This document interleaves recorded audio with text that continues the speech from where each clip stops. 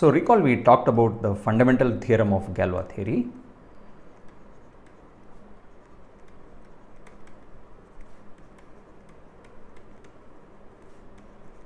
So what we'll do is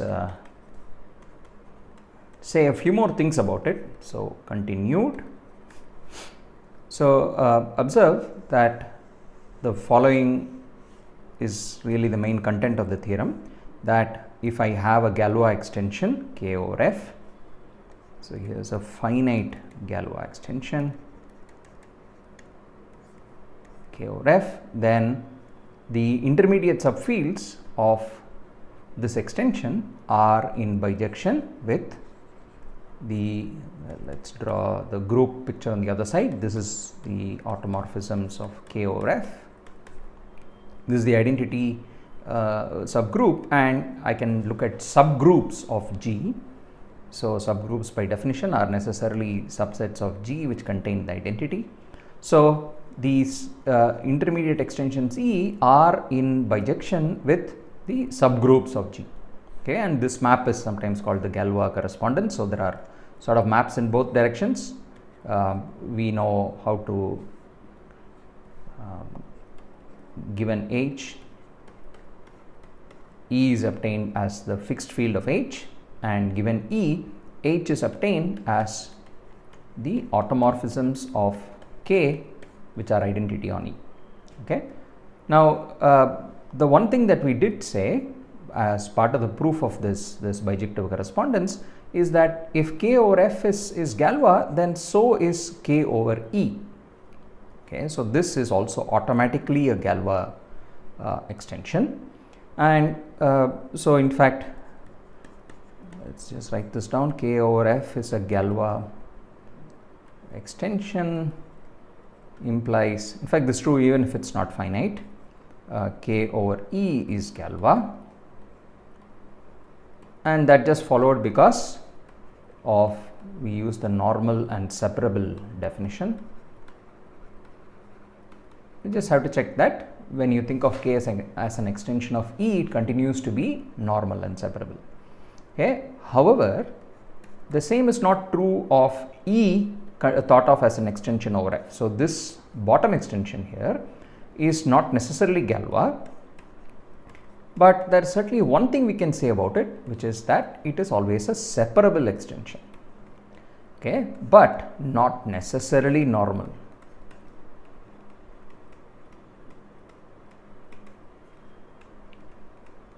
So separability is easy to see, because what does separability mean? It just says if you take any element of E, then it has to have its minimal polynomial must be a separable polynomial over F, right? So if you take an element alpha in E and look at its minimal polynomial M alpha of X, minimal polynomial of alpha over the base field, then this must be separable. Okay. But observe that the minimal polynomial of alpha, you can think of alpha as either an element of E or an element of K. The minimal polynomial over F is the same, it's still M alpha of X, right? So observe that if I view alpha as an element of K, okay, then what do we know? Well, we know that K over the base field is separable, and the minimal polynomial M alpha is the same whether you think of alpha as belonging to K or E, right? M alpha of X is therefore a separable polynomial, and that does the job. Okay, so this is more or less a trivial consequence of the definition. So separability sort of is inherited by intermediate extensions, but normality is not so. Okay, and let's give an example where normality will not be there for an intermediate field. And so here's if I take cube root of 2 omega, cube root of 2 omega square, omega being the cube root of unity, then observe that this is nothing but the splitting field. So over Q, my base field is Q. Okay, so we looked at this example before. K is nothing but the splitting field of the polynomial x cubed minus 2, and it's therefore normal, and it's a separable extension because we are over characteristic 0 where algebraic extensions are automatically separable. Okay, so this is therefore it is Galois because it's both normal and separable. So K over Q is definitely a Galois extension, but here is an intermediate field which fails to be Galois. So we can just adjoin one of them. Let's adjoin only cube root of 2. Then if this is E, observe that E over Q is not a normal extension.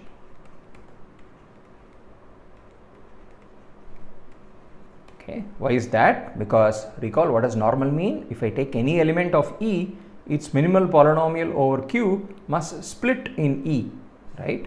But in this case, if I take the element alpha equals cube root of 2 in E, its minimal polynomial over Q. So what's the minimal polynomial over Q is, well, it's just x cubed minus 2, right? We have shown that x cubed minus 2 is an irreducible polynomial in Qx. Okay, and this polynomial, it doesn't split over E, right? As we see, its roots, all its roots don't lie in E. You have to go all the way to K to get it. So this polynomial is this, and this does not split.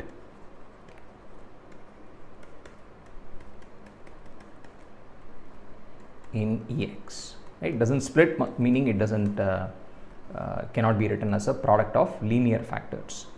Okay, therefore E is not normal. So here is an example of an intermediate field of a Galois extension which is not normal over the base field. So this is not a Galois extension. Okay, of course here we can always say that the top will always be, this will be Galois for sure. So that sort of comes for free. Okay, now what we need to do is for the second part of the fundamental theorem of Galois theory, we really want to understand when an intermediate field would be normal over the base field. Okay, when do we have normality? So let me state a lemma which allows us to understand this precise situation. So let K over F be a finite Galois extension.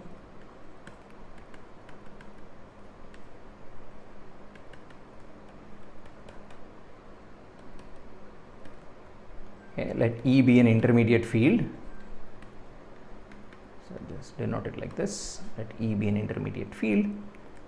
Then E over F is normal.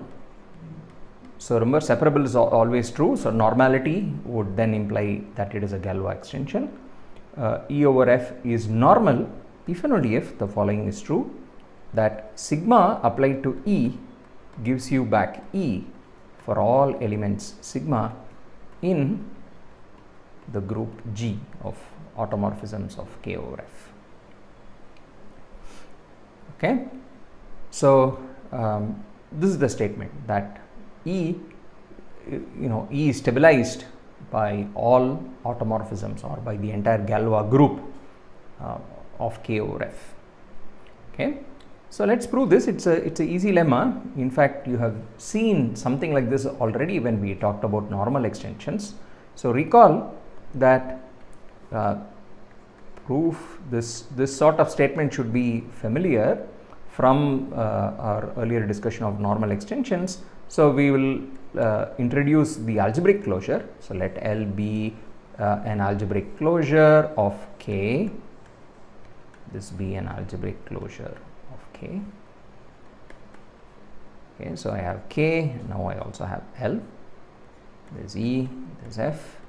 And of course, as we remarked earlier, an algebraic closure of K, since K is algebraic over E and F, L will also be algebraic over over K, E and F. And so an algebraic closure of K, it's just an algebraic extension of K which is algebraically closed. So this is also the algebraic closure. So you can also think of L as also an algebraic closure of E as well as of F.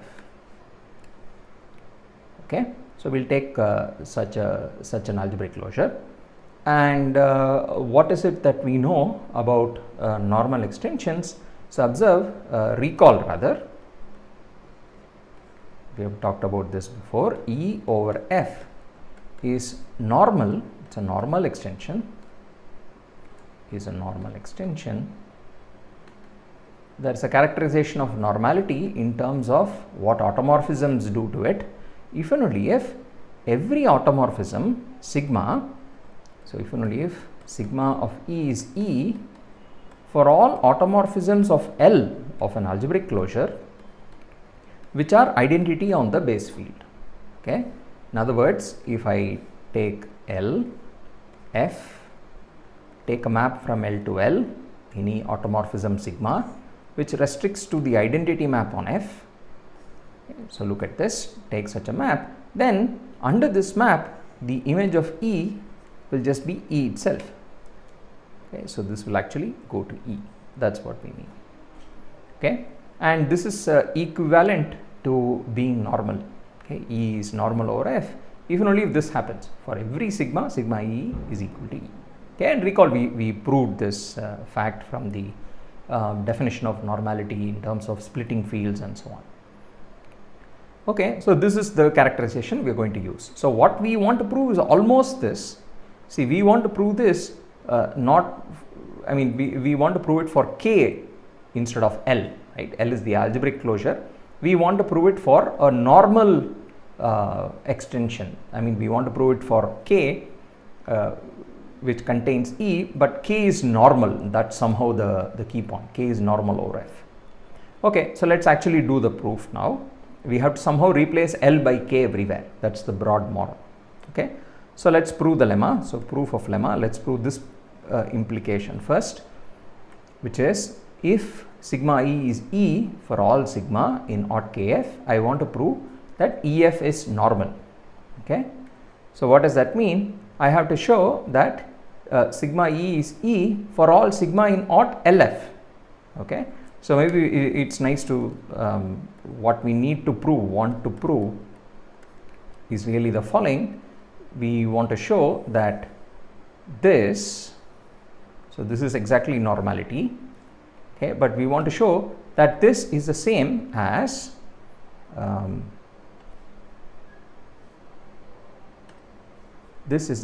sigma E is equal to E for all sigma in odd KF. This is exactly what we are trying to show. Okay, so let's prove one implication. So if it is true over K, okay, so I'll now prove the forward implication. If it's true for K, I'll show it's true for L. If it's true for L, I'll show it's true for K.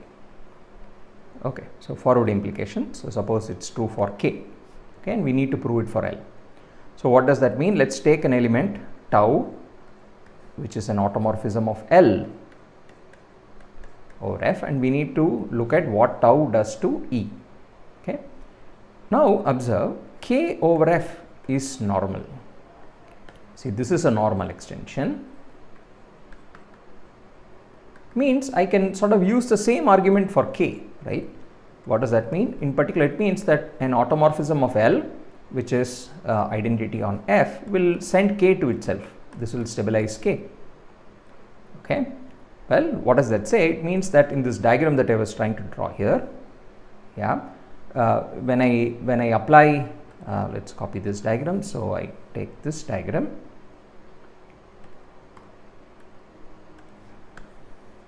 Okay, and so I started with a tau.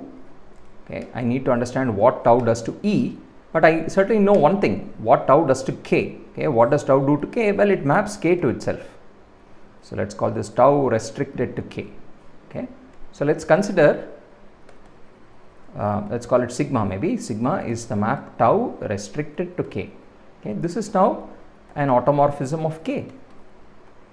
Okay, and of course its identity continues to be identity on F because tau was identity on F. Okay, so here's an automorphism of K which fixes F. Now by hypothesis, what did we hypothesize? Any such sigma maps E to E, right? This is what's given. Okay, but then that just means that tau restricted to K maps E to E but well, tau restricted to k is just tau, right? So tau maps E to E. Why? Because E is further subset of k. Okay, so what does that imply? Well, we have shown that tau maps E to E. This is exactly what we needed to show. Okay, so we assumed that it's true for k and we've shown that it's true for L. Okay, conversely, suppose it's true for L and we want to show it for k. Okay, so let's paste that picture again. So here's the converse. I'll try to prove the opposite implication now. So I know it for L and I need to prove it for k. Okay, so let's start with. So what are we given? We are given a map from k to k. Okay, and so given sigma, an automorphism of k over f, I want to prove that sigma maps E to itself. Okay, I know that this is true if sigma were a map from L to L. Okay, so what I have to do is to lift sigma to a map from L to L. Okay, and recall again that we have discussed this before when we proved uniqueness of algebraic closures and so on. So recall, we can lift sigma to a map sigma tilde. So what is sigma tilde? It's now an automorphism of L. Sigma tilde is a map from L to L. So what does lift mean here? So I mean, i.e., there exists sigma tilde, an automorphism of L. Well, it's an automorphism of L such that it's an extension of, well, when I restrict sigma tilde to k, I just get back sigma. Okay, and recall this is because of the fact that L is algebraically closed. Okay, any isomorphism of the base fields lifts to a isomorphism of the algebraic closures. Okay, this is not a unique isomorphism in general. There are many possible lifts. Let's pick one of them. Okay, but now we are in business because what do we know? We know that what we want to prove is true for sigma tilde. Okay, so now by what we assumed by hypothesis, we know that sigma tilde maps E to E. Okay, why is that? Well, because sigma tilde is an automorphism of L, and I should have said it's a lift, right? Sigma tilde restricted to k is sigma, which means that sigma tilde when you restrict it to f will just be identity, because sigma is identity on f, right? So is sigma tilde. So for such sigma tilde, we know E is mapped to E, and so this implies in particular that sigma tilde restricted to k will map E to E, because E is of course a sub of k.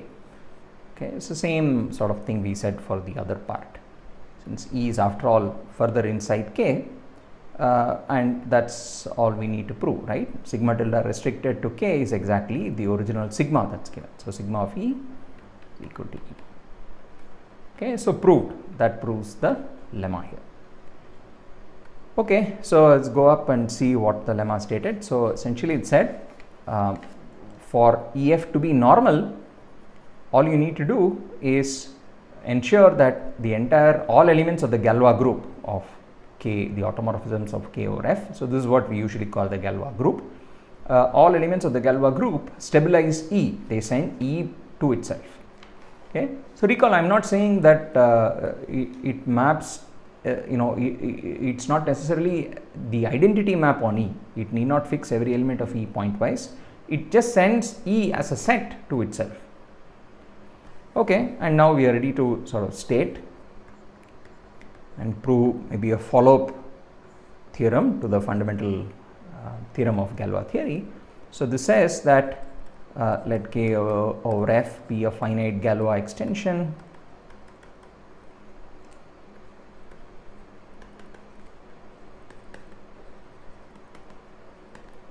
then, and let's say E, so let's draw the usual figure. Suppose E is an intermediate field, and let G be the Galois group, G be the set of all automorphisms of K over F, and H identity. So let H, let E and H correspond to each other under the Galois correspondence.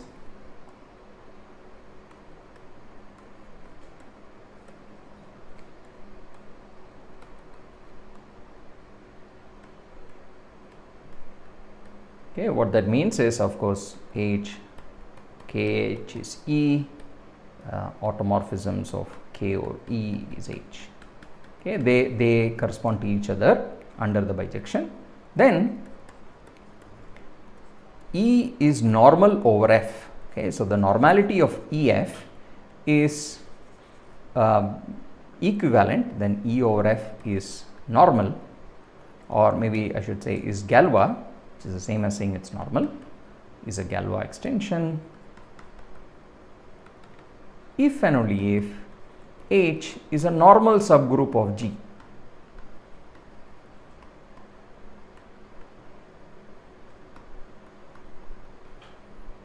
Okay, so let's prove this. So we more or less set up everything we need to prove this. So proof. So let's look at, well, let's do the following. Let's look at a slightly more general situation. So suppose sigma is an element of the Galois group. Okay, so G is the automorphisms of K over F. Let me draw the following picture for you. So I have K and F, and E is my intermediate field. Let's do the following. Let's call E prime to be the image of E under sigma. Okay, so E prime is another intermediate field. So here's probably how the picture looks. Both E and E prime are intermediate fields between K and F. Okay, now the question is the following. I know what E corresponds to, right? H is the subgroup that corresponds to E. The question is, what is the subgroup H prime corresponding to E prime? So question, let H prime correspond to E prime under the Galois correspondence, i.e. H prime is just the automorphisms of G which are, of K which are identity on E prime. Okay, then the question is, how is H prime related to then H prime versus H? What is the relationship? Then relation.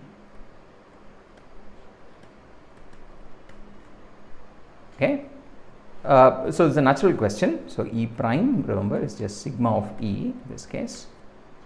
Okay, and the answer is rather beautiful. So let's answer this question. To do this, we'll just draw a similar looking figure on the other side.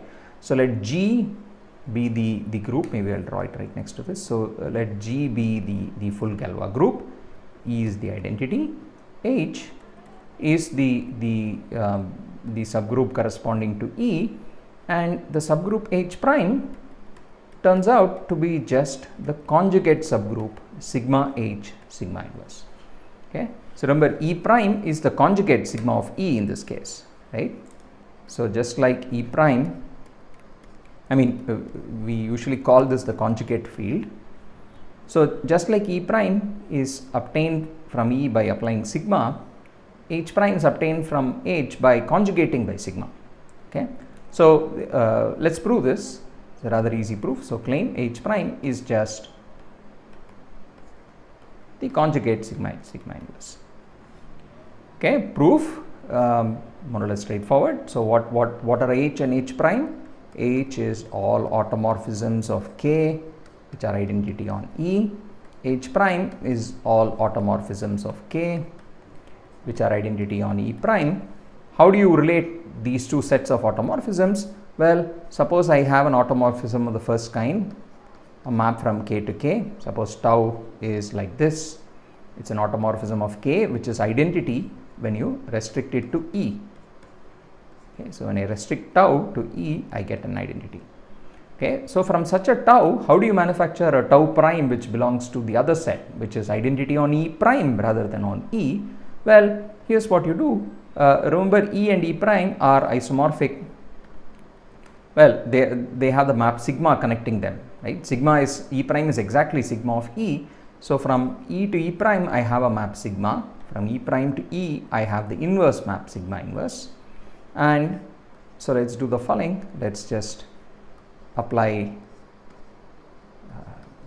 sigma and sigma inverse to both sides. So now when you restrict this map, so consider the following diagram. I look at sigma inverse, the map from K to K. Its restriction to E prime is exactly going to map E prime to E, right? That's the definition more or less. And then I look at the next map tau. Its restriction to E is the identity. And then the map after that is sigma, whose restriction to E is now the map sigma, which takes it to E prime. Okay. So now observe that sigma tau sigma inverse is this automorphism from K to K. How does it restrict sigma tau sigma inverse when you restrict it to E prime? Well, it's just the composition of these three maps, which is the identity map again. Right? It's just going to take any element of E prime back to itself. Okay. So what does that mean? So what we have shown is that if I take H and I conjugate it by sigma, the answer is definitely in H prime.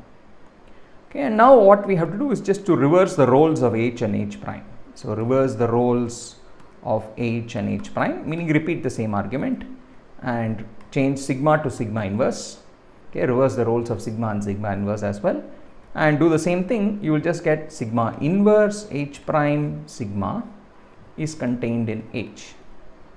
Okay, and that just means you can conjugate by sigma on both sides, containment stays the same.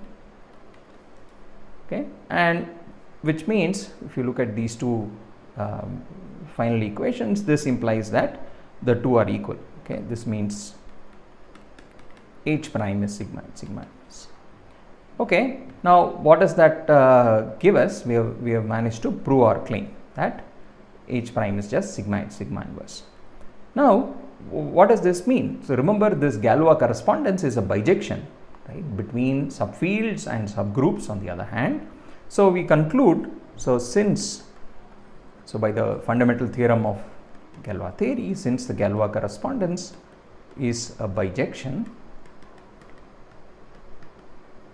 one concludes the following, that E and sigma E prime, so E equals E prime, in other words E equals sigma E, can only happen if and only if H equals the subgroup corresponding to E prime. Okay, and this is true for all sigma. So E equals sigma E if and only if H equals sigma and sigma prime. Okay, this is true for every sigma in the group G. So what does this mean? In particular, it says if H is normal, okay, which means H equals sigma H sigma inverse for every sigma in G, then it implies that E is sigma E for every sigma in G, right? So therefore we conclude the following: H, maybe we should do this in the next page, so let me write our final conclusion here.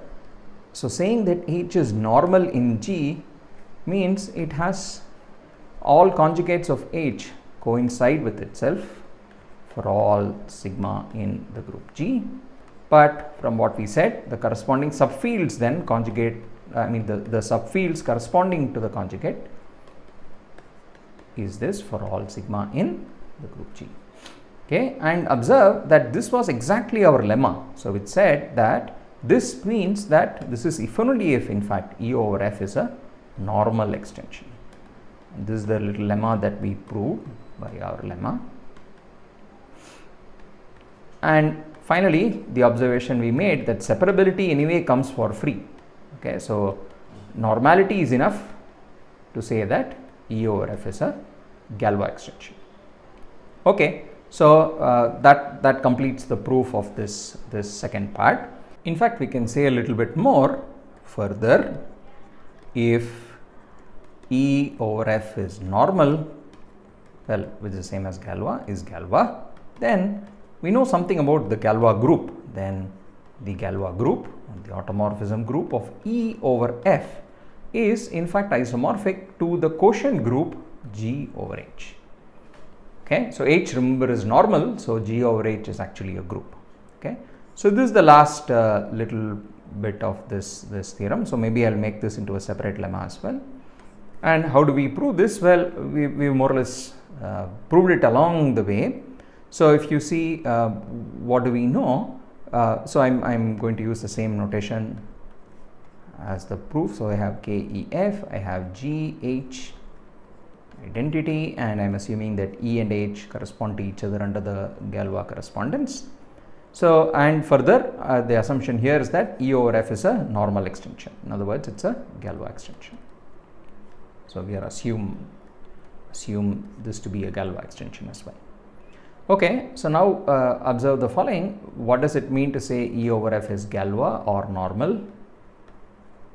If and only if all elements, so this is the lemma we proved earlier, for all sigma in the group G, okay, which is all automorphisms of K over F.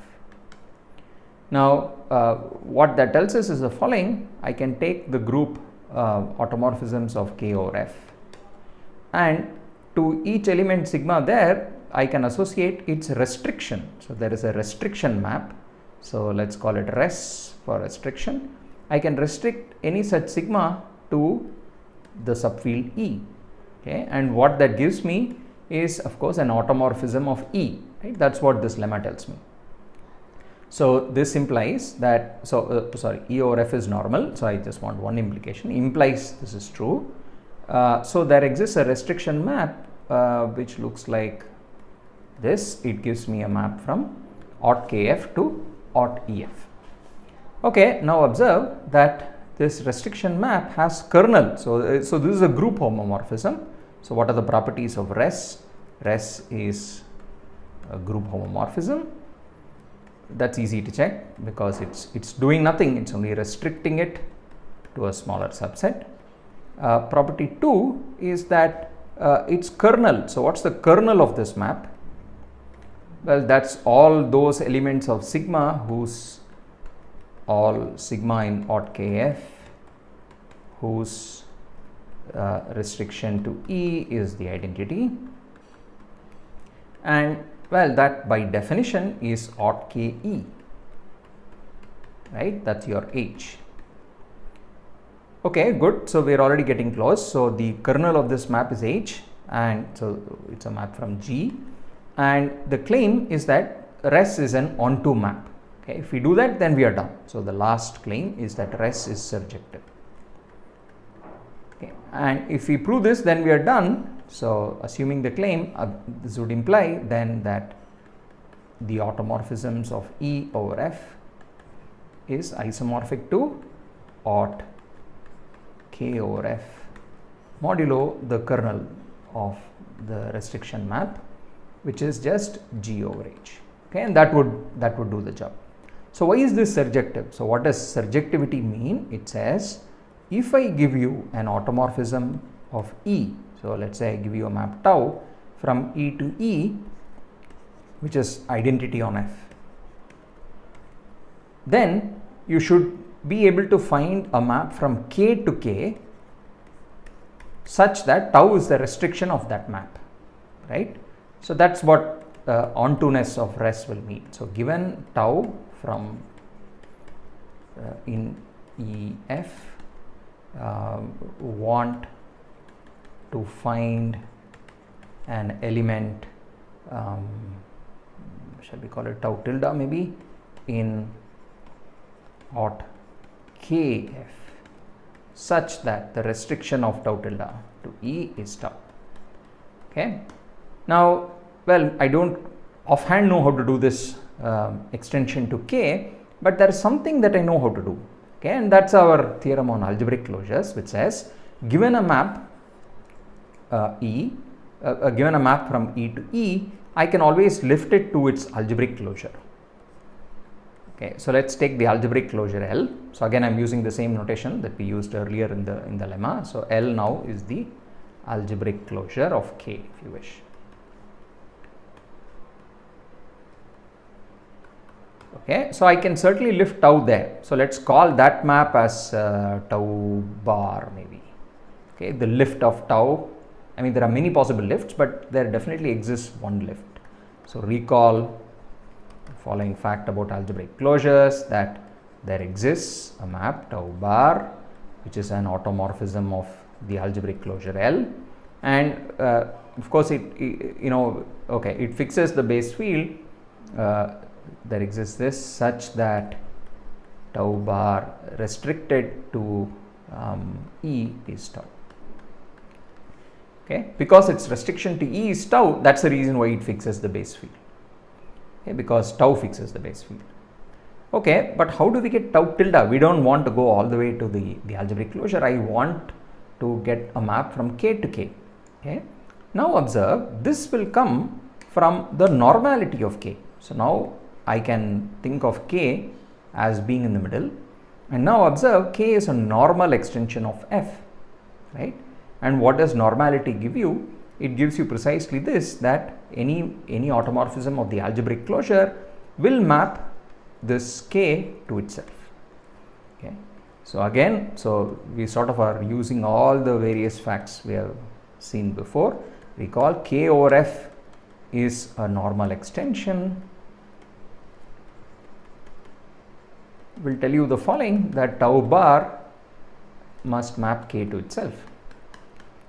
Okay, and now we are in business. That's exactly what we need. So let's take this tau tilde now to be just the restriction of tau bar to K. So that will finish the job. So now define tau tilde to be, take tau bar and just restrict it to K. So we know it maps K to K, so you can restrict it to K. Okay. So what is this? This is now an automorphism of K for sure. When you restrict tau tilde further to E, well, it's the same as tau bar restricted to E, right? Tau tilde is really the same as tau bar when you restrict to K. So definitely when you restrict further to E, but this is just tau by definition. So again, because it's tau, it fixes the base field pointwise. Okay, so that's exactly what we wanted to prove. Okay, so that's the end of proof. So this completes all the various parts of the fundamental theorem of Galois theory. So we'll look at some applications next.